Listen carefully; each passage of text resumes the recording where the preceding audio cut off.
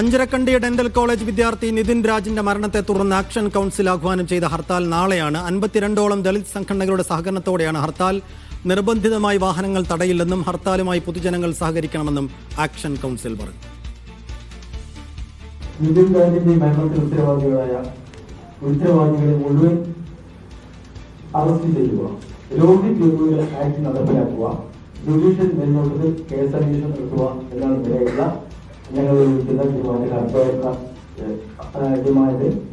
ഇത് ആവശ്യപ്പെട്ടുകൊണ്ടാണ് സംസ്ഥാന വ്യാപകമായ നിതിൻ രാജ് ആക്ഷൻ കൗൺസിൽ നേതൃത്വത്തിൽ 28/4/2026 നാളെ കേരളത്തിൽ ഹർത്താൽ നടത്താൻ തീരുമാനിച്ചിട്ടുള്ളത്. വൈകിട്ട് 6 മണി വരെയാണ് ഹർത്താൽ പ്രഖ്യാപിച്ചിട്ടുള്ളത്. അതിന്റെ അവശ്യ സർവീസുകൾ എല്ലാം തന്നെ ഒഴിവാക്കിയിട്ടുണ്ട്. അതിന് എല്ലാ പൊതുമാധ്യമങ്ങളും പൊതുജനങ്ങളും എല്ലാവരും തന്നെ നിതിൻ രാജിനോട് സ്വന്തം സഹോദരനെ പോലെ സ്വന്തം മകനെ പോലെ ഉള്ള ഒരു പയ്യനാണ് മരിച്ചുപോയത്. അതോടുള്ള ആദരവ് സ്നേഹം കാണിച്ചുകൊണ്ട് ഈ സംരംഭം ഈ നിതിൻ രാജ് ആക്ഷൻ കൗൺസിൽ നടത്തുന്ന ഹർത്താൽ വിജയിപ്പിക്കാനുള്ള സഹകരണം ഉണ്ടാകണം.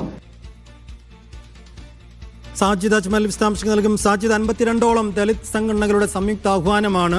എങ്ങനെയായിരിക്കും ഈ ഹർത്താൽ നടക്കുക? രാഷ്ട്രീയ പാർട്ടികളുടെയും പൊതുസമൂഹത്തിന്റെയും ഒക്കെ പിന്തുണ കാര്യമായി ഉണ്ടാകാൻ സാധ്യതയുണ്ടോ? സൈഫുദ്ദീൻ, അഞ്ചരക്കണ്ടി ഡെന്റൽ കോളേജിലെ വിദ്യാർത്ഥിയായിരുന്ന നിതിൻ രാജിന്റെ മരണവുമായി ബന്ധപ്പെട്ട് നിതിൻ രാജിന്റെ കുടുംബത്തിനും നീതി ലഭിച്ചിട്ടില്ല എന്നുള്ളതാണ് ആക്ഷൻ കൗൺസിൽ പറയുന്നത്.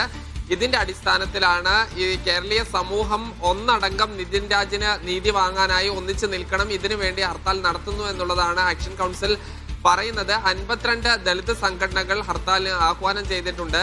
ഇതുവരെ ഈ പ്രധാന രാഷ്ട്രീയ പാർട്ടികൾ ആരും തന്നെ ഈ ഹർത്താലിനോട് ഒരു പിന്തുണ പ്രഖ്യാപിച്ചിട്ടില്ല.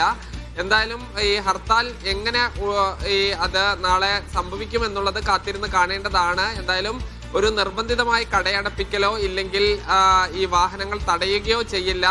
ഈ പ്രശ്നത്തിന്റെ ഗൗരവം കണക്കിലെടുത്ത് ആളുകളുടെ ഒരു സഹകരണം വേണമെന്നൊരു അഭ്യർത്ഥന കൂടിയാണ് ആക്ഷൻ കൗൺസിൽ നടത്തുന്നത്.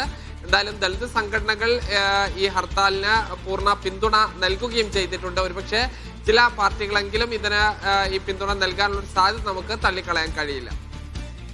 ശരി സാജിദ്.